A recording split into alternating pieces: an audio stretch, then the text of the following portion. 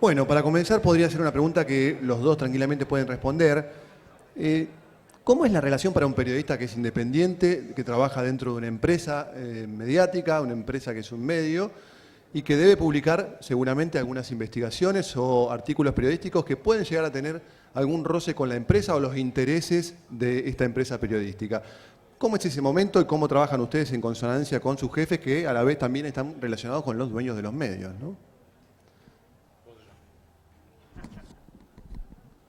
Yo no pienso. No, te juro, pues, si te pones a pensar, sobre todo si sos trabajador del Grupo Clarín, y tenés un montón de situaciones intrincadas, la verdad que no hay que pensarlo, hay que ver, y capaz que la empresa te dice, no, en realidad no te dice nada, digo, después te caga pedo. Pero no me parece que haya que pensarlo.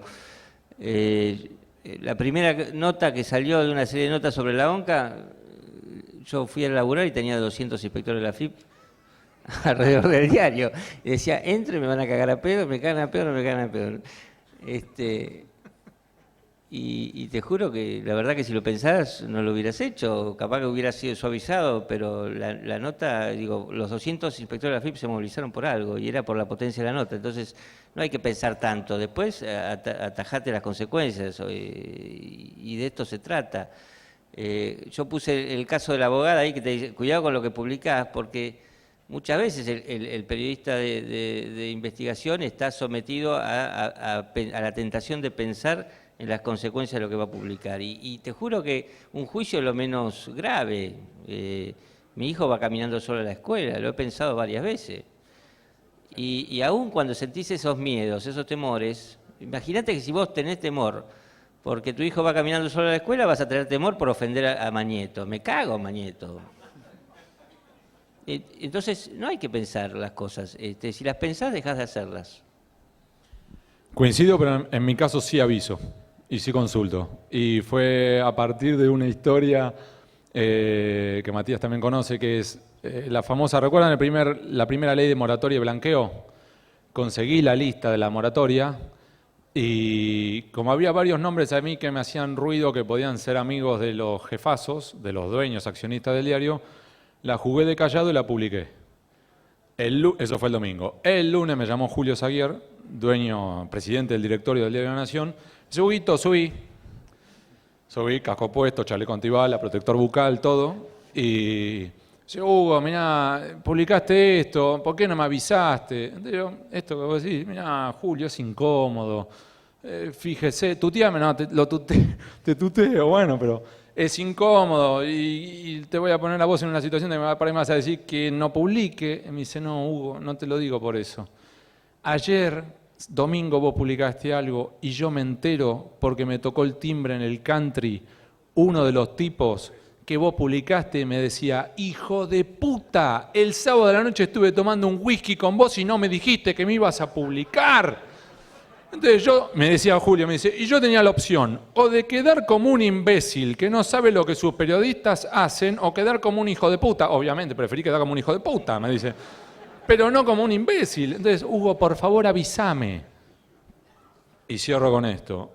Cuando ahora aviso en situaciones sensibles, llevaron a, por ejemplo, que cuando cumplí 39, fue el sábado 15 de junio de 2013, y lo recuerdo perfecto porque ese día, al día siguiente, domingo 16, se festejaba el Día del Padre, mi suegro viajaba a Europa y entonces, por ese motivo, juntábamos que mi suegro se iba. Entonces, el Día del Padre más mi cumpleaños se celebraron en mi casa el sábado 15. Viernes a la noche yo reconstruyo la historia en la cual el Betic, una sociedad suiza vinculada a Lázaro Báez, sospechada, estaba metida también en la operatoria de Garbarino. Y Garbarino, obviamente, yo llamo para el derecho a réplica, empezaron a llamar todos los teléfonos de todos. Sonaron todos, adelante mío. Llaman, amenazan, que esto, que lo otro. Y para hacerla corta, el sábado, reunión en el Diario de la Nación con, en vez de estar yo en mi casa celebrando mi cumpleaños con mi familia, más la familia de mi suegro, más el único que estaba ausente ese día era el del cumpleaños. Y el sábado ese estaba el director del diario, Héctor D'Amico, el director comercial y yo, ellos dos aguantándome a mí, y estaba 2 de los accionistas de Garbarino, el director comercial de Garbarino y el director de legales de Garbarino, avisando que si nosotros publicamos esa nota retiraban la publicidad del diario, en pleno cepo publicitario para el diario, lo cual implicaba un lucro cesante para el diario de 5 millones de pesos. Y el diario me dijo, ¿vos tenés verificado todo? Sí, publicá. Y publicamos. Fue el regalo más caro que me hice en mi vida. 5 millones de pesos. No es gracioso de la perspectiva que el diario estaba en ese momento con un programa de retiro voluntario, donde vos tenés la sensación de decir, mira, acabo de costarle probablemente el trabajo a varios de mis amigos. Pero al mismo tiempo son las reglas del juego, entonces el diario tiene clarito eso, y al igual que Matías, yo si no son temas que yo sospecho que pueden generar así, meter los dedos en el enchufe, ni aviso. Y cuando aviso es para simplemente decirle, mira muchachos, voy por este lado. Y hasta ahora el diario, mirá que he publicado sobre lo que se te ocurra, sobre Garbarino, sobre el principal anunciante del diario que es el Banco Galicia, que también pidió mi cabeza, sobre Siemens, sobre empresa, presidente. Y el diario es, lo único que me preguntan es eso. Y si querés, cuando se cerraban la puerta del ascensor, día de mi cumpleaños, ya verificado, dale Hugo, dale para adelante, se cerraban, Héctor D'Amico metió la mano otra vez en el ascensor, me miró y dice, no la cagues, ¿eh? Y se cerraron, bueno, o sea, claro, sabés que si le pifiás, a tu casa. Hay una pregunta que acaba de llegar que tiene que ver con el futuro de la Argentina en 2016 y teniendo en cuenta lo que ha sucedido con el menemismo en adelante, donde bueno, tantos funcionarios no han ido no han pagado sus supuestas situaciones de corrupción. Ustedes hablaban de un solo caso, por ejemplo. ¿Qué perspectivas o qué puede llegar a pasar en Argentina en 2016? Con los funcionarios, puede haber un desfile de funcionarios en tribunales, no puede pasar absolutamente nada, puede seguir lo que está pasando desde hace 10 años. Yo creo que lo que va a pasar es, vamos a vivir una reedición del postmenemismo, cuando infinidad de exfuncionarios menemistas empezaron a desfilar por tribunales. Y yo creo que eso es lo que va a ocurrir con varios funcionarios actuales, empezando por el vicepresidente de la Nación, Amadou Boudou, que lo van a hacer desfilar por tribunales y lo van a hacer sufrir. Eso no tiene nada que ver con impartir justicia, eso tiene que ver, y miren que lo digo yo, pero no tiene que ver con justicia, tiene que ver con una cuestión de aplicar, si se quiere, el juicio de residencia de los tiempos del virreinato, es decir, ya, vamos, te analizo después. Y la anécdota para mí más brutal fue Menem en el poder no pasaba nada, Menem fuera del poder empezaron a investigarlo, incluso jueces que eran miembros de la servilleta de Carlos Corach, y de repente queda detenido, todo lo que ustedes ya saben, y había jueces y fiscales que me llamaban para decirme, voy a pedir la indagatoria, voy a hacer tal cosa, voy a hacer tal otra, logramos, ahora vamos a pedir la extradición cuando estaba en Chile, vamos a pedir la extradición, que esto, lo otro. Menem se candidatea. No llamaba a nadie. Nadie. Ibas a ver a los jueces y fiscales y te decían, pedí un peritaje a Gendarmería Jujuy sobre la importancia del agua en la navegación. 1 año y medio, calculale. Claro, no querían investigar porque otra vez el riesgo era que fuera poder. Y si hubiera poder Menem, que los hiciera sufrir. Y ocurrió así. Menem gana en primera vuelta, Menem se baja, estaba la pantalla de Crónica TV, la pantalla roja, Menem se bajó, Kirchner presidente, teléfono celular, trin, hago así, fiscal. Disculpen la grosería que voy a decir, Fiscal. Me dice, hola Hugo, acabo de pedir la indagatoria de Menem. Entonces le digo, hijo de puta, vos acabas de ver lo mismo que yo por televisión, ¿no? Que Menem se bajó. Y él se empieza a reír a carcajadas y dice, sí, y quiero pasar la historia como el primero que pidió la indagatoria de Menem. Bueno, listo, chao. Y eso es lo que probablemente ocurra, no tenga nada que ver con la justicia. Y si querés, ahora lo dejo a Matías, tenemos que pensar en eso, es decir, cómo más allá del kirchnerismo ahora, porque si no vamos a estar hablando exactamente lo mismo dentro de 4 u 8 años, es cómo fortalecemos las instituciones y cómo logramos que haya un verdadero sistema de control y cómo además logramos lo que los norteamericanos llaman el check and balances, la idea de un sistema republicano que se controlan entre los 3 poderes entre sí.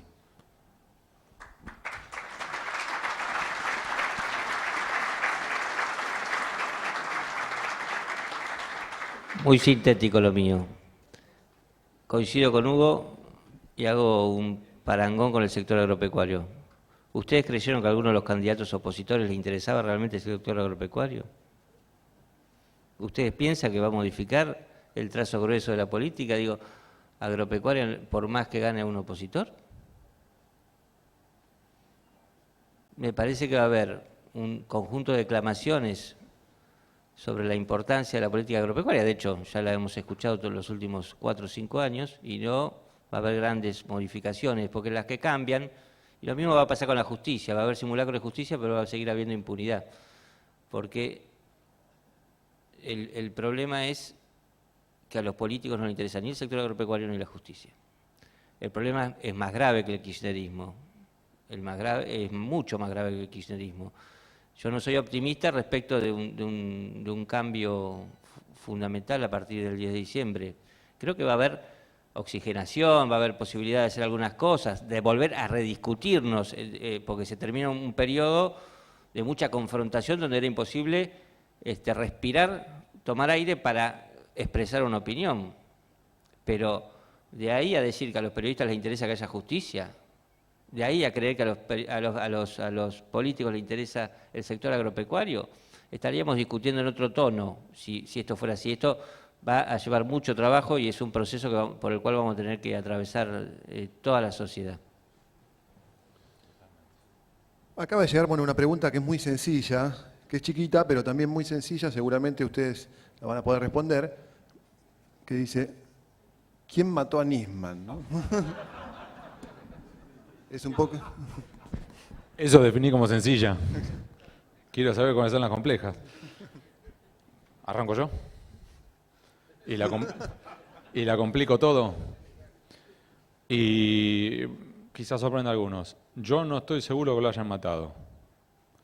Yo no descarto la hipótesis del suicidio y no descarto la hipótesis del homicidio. E invito a mantenerse con extrema cautela en esto. ¿Hay indicios de que lo mataron? Sí. ¿Hay indicios de que se suicidó? Sí. Y no es que esté esquivando la respuesta, sino que como trabajo nuestro, más allá que nosotros, por ejemplo, como decía Matías, el sospeche que esta empresa es trucha, igual tenés que tener la cabeza abierta y Matías la tiene abierta, porque dice, mira, porque puede ser que sean exportadores. Entonces, tenés que trabajar así, y en esto es exactamente lo mismo, hay que tener extremo cuidado con ese caso, porque es un caso en el cual ni siquiera tenemos claro si es que hay buenos y malos, sí que se puede definir como buenos y malos. Todo está confuso, todo está enredado, todo está envuelto en neblina, no sabés quién juega para quién. Y entonces hay que moverse con extrema cautela. Para quienes acá han visto CSI, ¿vieron la serie de televisión CSI? ¿Vieron que son esos forenses que la tienen atada y que la tienen con un pelito, te reconstruyen el asesino? Olvídense de CSI. No tiene nada que ver con lo que ocurre en la Argentina. Y me alegro si ninguno de ustedes estuvo en una escena del crimen. Si no lo estuvieron, no saben que si vos te matan, espero que no te ocurra.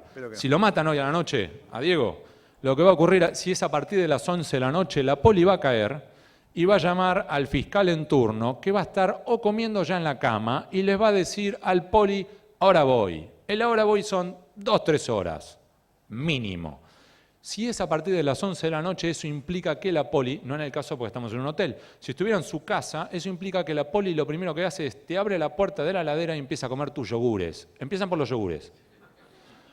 Yo he visto que llegan a cocinar pasta. Y entonces después viene el imbécil de forense y empieza a reconstruir y a sacar las cucharitas. O he visto, y me consta, de una vez en la cual uno de los polis, y me levanto para que se vea clarito, uno de los polis estaba al lado del fiambre, pisa el charco de sangre, y disculpen otra vez la expresión, y hace lo siguiente, la puta que te parió, y se limpia la suela manchada de sangre en el cuerpo del muerto. Y después viene el fotógrafo y sacaba las fotos, y medía la suela, y era para decirle, es el imbécil del suboficial principal que tenés a tu lado. Entonces, en ese contexto, por supuesto que suena mucho y hace ruido la idea de 35 personas adentro de un departamento, por supuesto que hace ruido, y no es lo que debería ocurrir, pero es lo que ocurre. Entonces, tengamos cuidado. Y tengamos cuidado con muchos de los que están apareciendo ahora en esta historia, porque tenemos que tener cuidado. Por ejemplo, ¿pudo ser un homicidio? Sí, pero estaba la puerta cerrada por dentro. Ahora, ¿y pudo ser que Nisman pidió un revólver para suicidarse? Sí, pero al mismo tiempo, ¿quién lo dice? El que le entregó el revólver. Entonces, ¿cómo sabemos que realmente Nisman dijo lo que dicen que dijo? Entonces, por eso digo que hay que manejarse en este caso con extremo cuidado y no apresurarse a conclusiones que te pueden llegar a complicar tu trabajo de investigación. Bueno, ustedes en distintas investigaciones que han llevado a cabo siempre han investigado diversas cuestiones vinculadas con el Estado, por un lado, y también con el empresariado, y un empresariado muy ligado con funcionarios del gobierno, que seguramente deben compartir algunas metodologías de trabajo. Digo, uno se acuerda, tiene ahí famosos empresarios, Lázaro Báez, hay muchísimos investigados. ¿Cómo trabajan estos funcionarios del Estado con este empresariado que hasta funciona como testaferro? Vos los verás seguramente, Matías, en el cuestión agropecuaria, vos los verás también, obviamente, en distintos ámbitos. ¿Cómo es la metodología en general de trabajo? Por decirle trabajo, ¿no? Por ser generoso con trabajo. La corrupción no es un fenómeno limitado a los funcionarios públicos, siempre necesita una contraparte privada. Primera definición, es muy sencillo cargar todo el costo de la investigación en el representante del Estado. En el caso del sector, la investigación que yo más profundicé, que era la de los feedlot, digo, ¿quién no tenía un amigo en aquel momento que se subió ¿qué productor no conocía alguno cerca suyo que se había subido a la cuestión de montar un feedlot? Porque sabía que era sencillo, finalmente, si tenía un corral con 200 vacas en engorde, declarar 2.000. Era una boludez.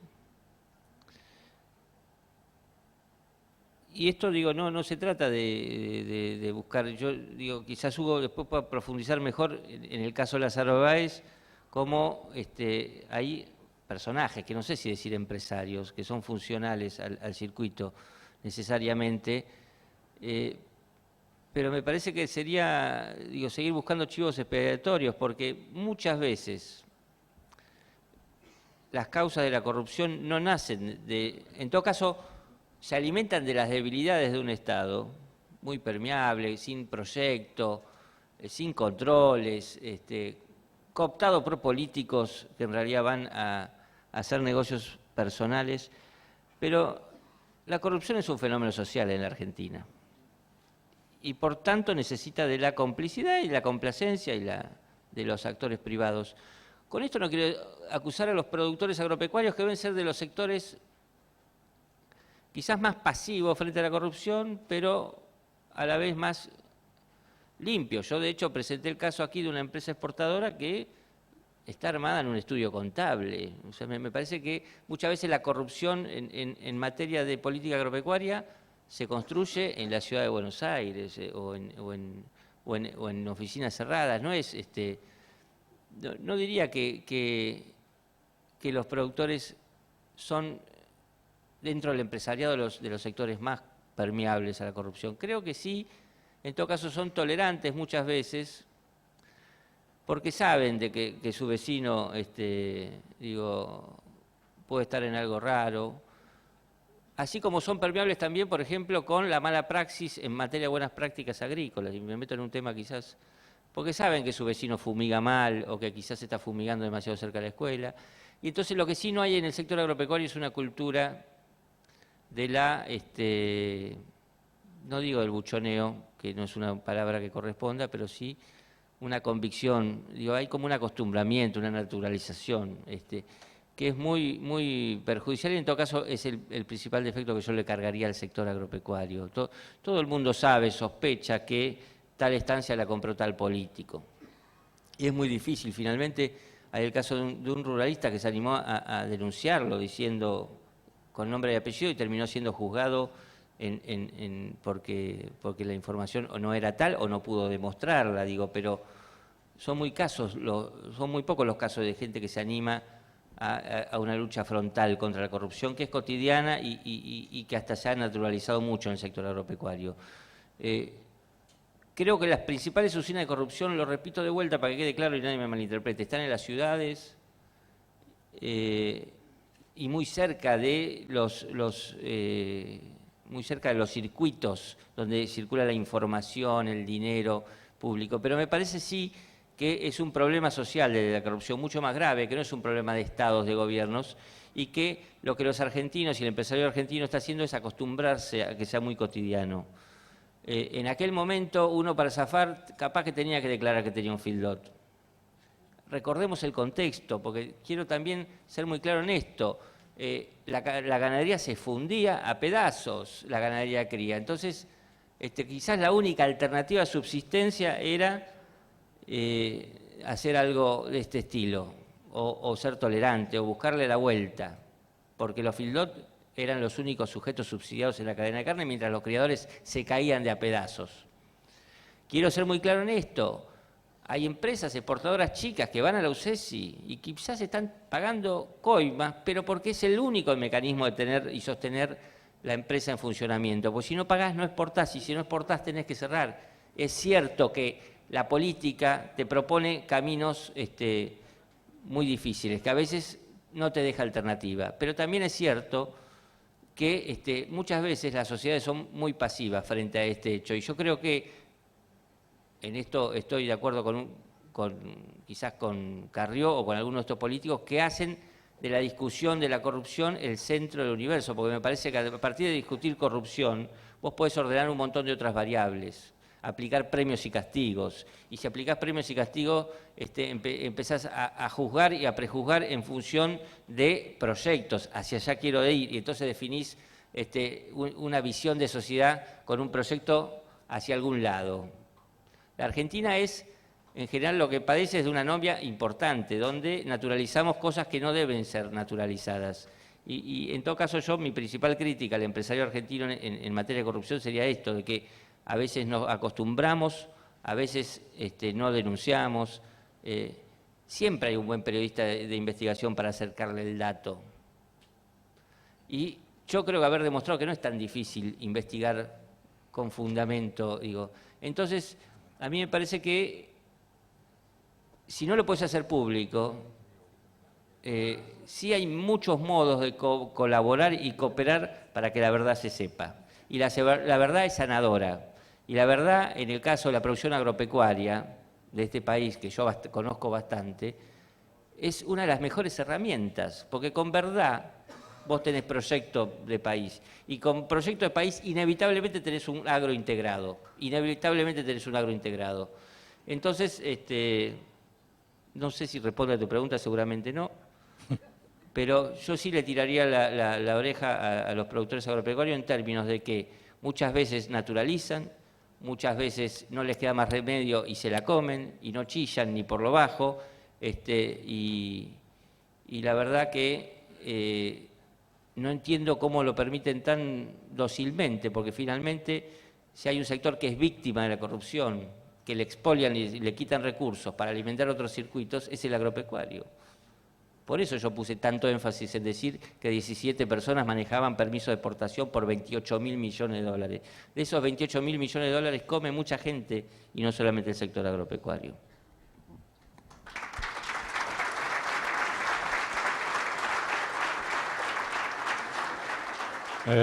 Ahí había un buchómetro que decía nos quedan 5 minutos, así que voy a responder muy corto la pregunta puntual y luego un último mensaje en línea con lo que dijo Matías. Perfecto. Que coincido. Creo que hay ciertas metodologías de corrupción que se repiten. Coincido con Matías, como dicen los gringos, se necesitan dos para el tango, two for tango. Y vos necesitas el que pone el dinero y el que lo agarra. Pero el coimero no es solamente el que lo agarra, sino también el que está dispuesto a ponerlo. Por supuesto que hay situaciones en las cuales, como dice él, estás obligado, entre comillas, a jugar ese juego. Pero acá, por supuesto que también hay situaciones específicas, hay testaferros, hay operatorias, hay personajes como Manuel Vázquez con Ricardo Jaime, que hasta incluso por mail se presentaba como el testaferro de Jaime, una cosa de locos.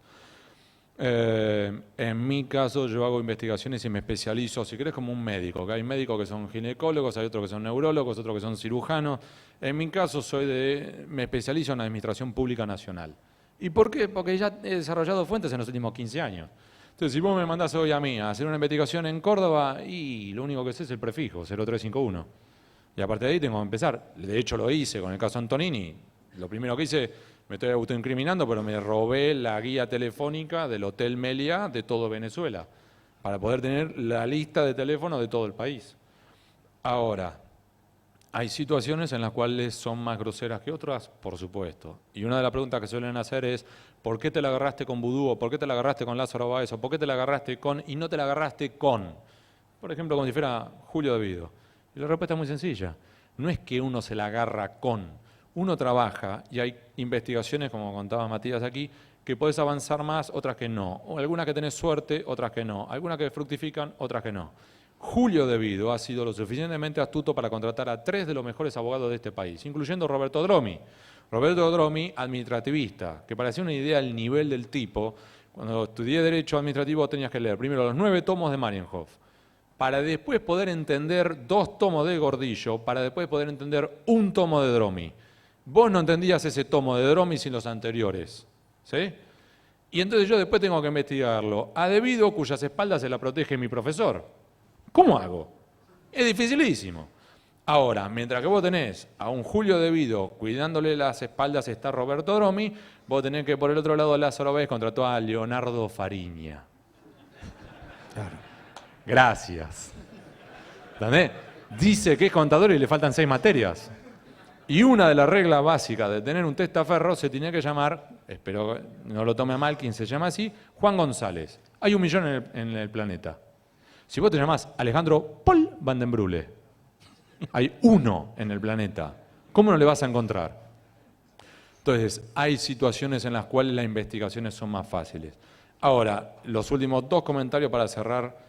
Primero, no nos la pidemos las espaldas como si nosotros fuéramos lo peor de lo peor de lo peor, porque no lo somos. De hecho, esto ni siquiera es del propio kirchnerismo. La servilleta de Courage que mencionamos antes no es solo de nuestro país. Les recuerdo, Arthur Kroc, 2 veces ganador del premio Pulitzer en los Estados Unidos en 1938, corresponsal jefe en Washington del New York Times. New York Times, 2 veces ganador del premio Pulitzer, y él escribe una denuncia, una investigación periodística denunciando que Franklin Delano Roosevelt, considerado junto con Washington y Lincoln los 3 mejores presidentes de los Estados Unidos, pagaba a periodistas para que escribieran bien sobre su administración.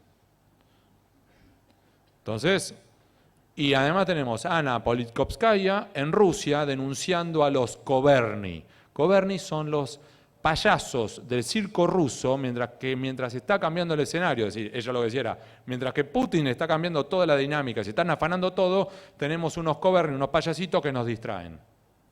Ella lo escribió, la mataron. Ahora, ¿y con qué quiero cerrar? No es nuestro, no es solo nuestro, no es solamente ahora, ha ocurrido desde hace mucho tiempo y depende de nosotros.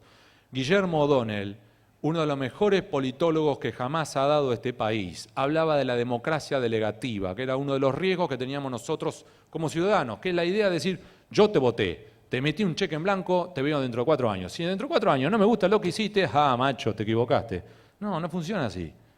Pasa por nosotros involucrarnos y exigirle a nuestros representantes, porque en definitiva los funcionarios son nuestros representantes, son nuestros servidores públicos, exigirles las explicaciones que nos tienen que dar. Entonces, hasta es insólito que Matías o yo tengamos que pedir por pedido de acceso a información pública que te nieguen, pero que nosotros 2 tenemos la esperanza que después te llame alguien. Estamos todos locos, estamos hablando de información pública, que por decreto te la tienen que dar y no te la dan. Pero pasa por nosotros. Entonces, para cerrar, para mí, en una cuota de optimismo, ¿es posible? Sí, es posible, pero depende de nosotros y si nosotros nos involucramos. Si nosotros a quien sea que venga después le emitimos un cheque en blanco, en 2019 no tenemos que jorobar si el tipo con el cheque en blanco nos desestafó, porque nosotros no lo merecemos, porque le emitimos un cheque en blanco. Entonces, depende de nosotros. Gracias. Bueno, muchas gracias. Matías Longoni y Hugo Alconamo, muchas gracias.